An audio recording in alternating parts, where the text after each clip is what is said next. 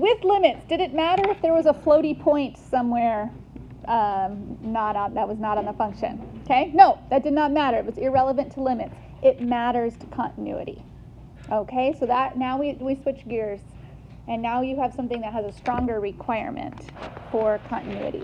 All right, so we're going to talk about how to prove continuity. We know how to prove limits.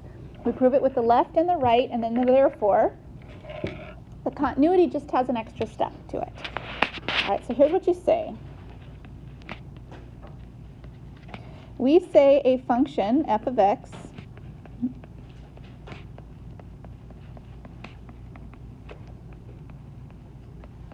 is continuous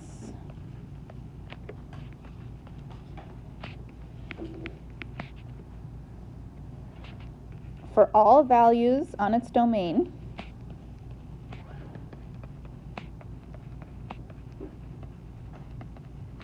if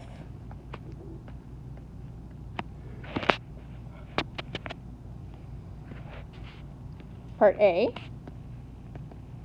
the limit of the function as x approaches a from the left is defined to be L.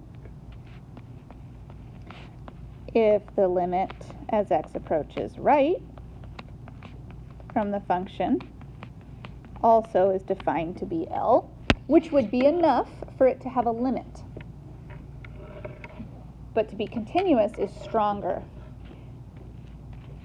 And then C, f of A itself must be a closed circle at L. So there are three parts that require not just the left and the right limit. That's not sufficient. You've got to go the final step and say that that point is defined at L, and they all have to be the same number, same value, and that's called a continuous function. And so there are four main kinds of discontinuous functions.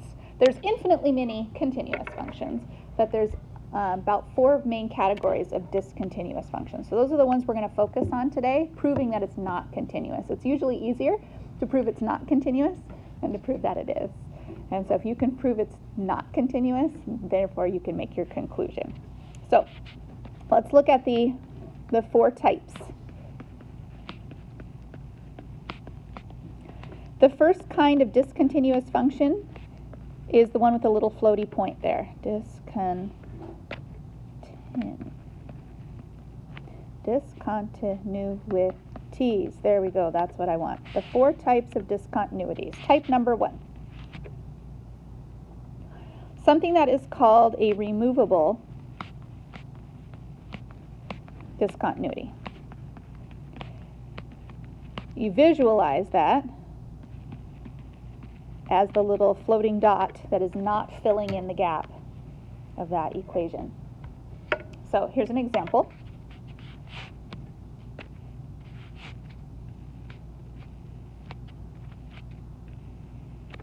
Okay, that little point right there.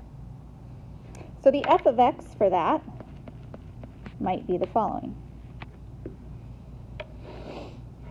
It would be x squared minus 9 over x minus 3, where the domain could not include 3, because clearly 3 would make the denominator equal to 0. And then say 7 when x is equal to 3. And if you're asked to prove that, then you walk yourself through the three steps, the requirements for continuity. You say, okay, I'm going to investigate this function coming from the left. I'm going to investigate it coming from the right, and then I'm going to state what the value of the actual point was. I mean, you can see that it's discontinuous. You can see that there's that point floating there, which causes there to be this little pinprick of a hole. But to prove it, you just got to put it down in black and white. So here we're going to go. The limit approaching 3 from the left side of the function f of x. We're going to do that by factoring. So that would be equal to, the limit approaching 3 from the left of the function. Okay, when I factor and simplify, what will it reduce down to? Because x squared minus 9 factors, right? So what will I just get? I'll get x plus 3. And then I replace my variable for my value, and I'll get 3 minus plus 3, which will work out to be 6 minus. So there's my left-hand limit, so I've stated that. Okay, now I'll state my right-hand limit in a similar way. You're real good at this by now. We'll use the same factored form of the equation, only this time we're putting in 3 plus, and we get 6 plus. So both of these are approaching, but not reaching. Approaching what integer number? 6. Okay. And the third statement is f of 3 itself is equal to, yes ma'am? In order to prove that there's a removable discontinuity, what you're basically doing is showing that the limit exists for the point? The limit exists for the point, but the value is not the same as that limit. And so f of 3, according to the definition of the equation, is what value? 7. Now we're at an impasse. Okay, we've just shown that it did not equal L like the other two. The first two equaled L, 6. But the value itself did not equal L. Okay, that's your therefore. Okay, it is discontinuous at 3. All right, so since the limit approaching 3, not from the left or right, but just 3 overall, agreed to be 6, but f of 3 was not equal to 6, since that is true, therefore, f of x is discontinuous at 3.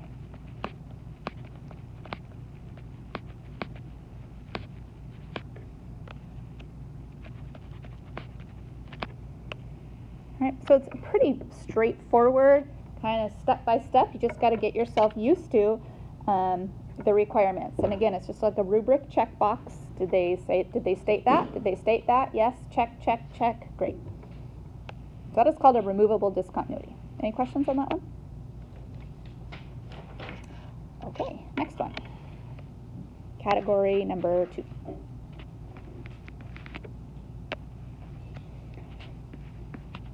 This one is called a jump, or sometimes called a gap discontinuity. It's not just the removal of a single pinprick point.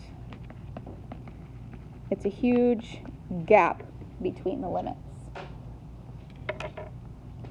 Visually, that would look like a piecewise function. It might look like a parabola that came down with an open circle, and then a closed circle, and a linear piece that came out after that. Okay, there is clearly a jump between the y values, or a gap between the equation. Is that the integer function? Are there any other normal functions you write in a formula that have that kind of discontinuity? Not that are not written piecewise. Okay. All right, and so we might define this function this way. The f of x for this function would be defined in a piecewise manner. So this might be the parabola x squared minus 2 as long as x was less than 0, which leads to the open hole. And then maybe it's the equation x plus 1 as long as x is greater than or equal to 0.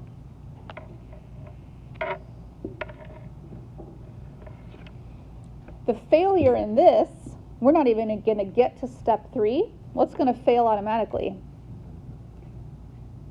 We can find the left hand and we can find the right hand. Are they both going to be equal to the same integer value? No, I mean, so we're going to fail right away. But let's do our due diligence. So the limit as x approaches 0 from the left of this function is going to be approaching -2.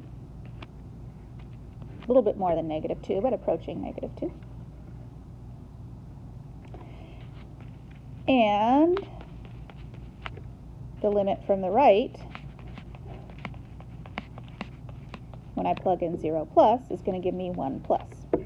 So automatically, the limit doesn't even exist. It can't possibly be continuous if we can't even get past the limit. So since the limit approaching 0 overall of the function does not exist. It is impossible for continuity to exist.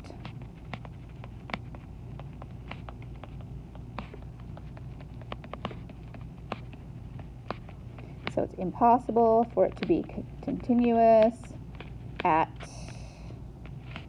x equals 0. This is called a gap or a jump, and you can see the visual of what that looks like.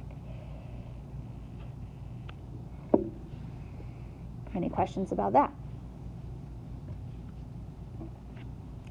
All right, great. The third one. The third type of discontinuity is called asymptotic, or sometimes called infinite discontinuity.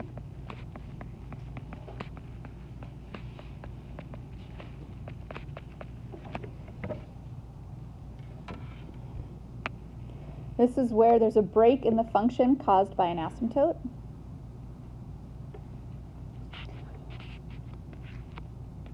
An example of that might be the inverse square function. Okay, clearly you can see that that is discontinuous. Okay, it's broken by the asymptote. The definition of that function is 1 over x squared as long as x is not equal to 0. But how do we follow the steps of proving that it's discontinuous? We can see that it is, but how do we prove it? So we'll look at the two limits from both the left and the right-hand side.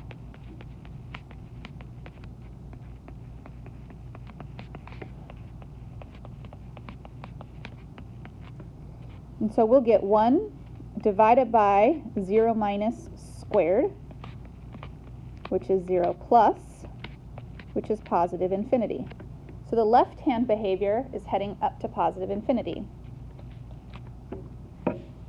If we do the right, we'll have 1 over 0 plus also squared, which will also be 1 over 0 plus, which will also be positive infinity. So far, it meets the requirements of both the left and the right-hand limit having the same value.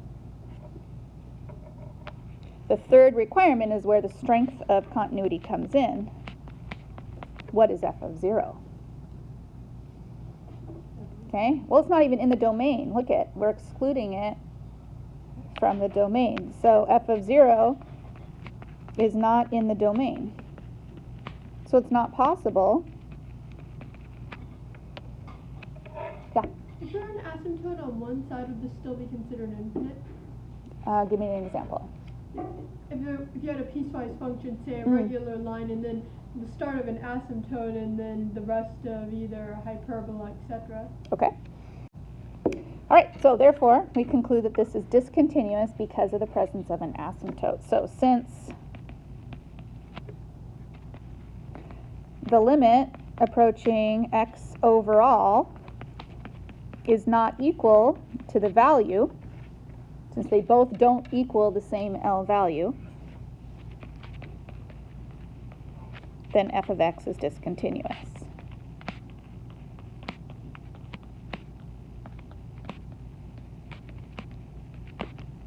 At x equals 0. You know, I think overall the concept of discontinuity is not a difficult concept. You just have to learn the format of how they're, you know, how you give a good, strong argument. There's one more classification, so this would be number 4. And this last one is called an oscillating discontinuity. And for me to illustrate this, I do need you to have your calculator out. So once you get done writing that down, if you could grab it and make sure it's in radian mode, that would be fantastic. All right, so just for the record, we are looking at f of x being, we were investigating, sine of 1 over x as an example. And if you want to sketch that in your notes, it's a pretty boring function until it gets right to the center there. Okay, so all the action is happening around the origin. If we try and look at the limit as x approaches 0 from the left of f of x, we try and compare that to the limit as x approaches 0 from the right, neither of these come out to any kind of L. We cannot approach a single value because the variance between positive and negative is happening so quickly. When you can't even find any limit for either of them, then that's called an oscillating discontinuity. All right, so we've seen like you could find one limit but not the other. This one you can't even find either of them. All right, and that's called oscillation. So we fail right away. So therefore,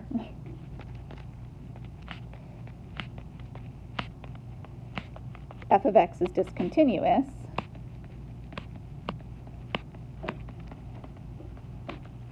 at 0 because the overall limit from either side of f of x never equaled L to begin with. So you're going to explore tonight different kinds of continuity. Some of it will just be visual. It'll say just look at it and tell me if it's continuous or discontinuous and what kind of discontinuity is it. And then other times it will ask you to state why. Okay, why is it discontinuous? At what point do you fail the continuity requirements?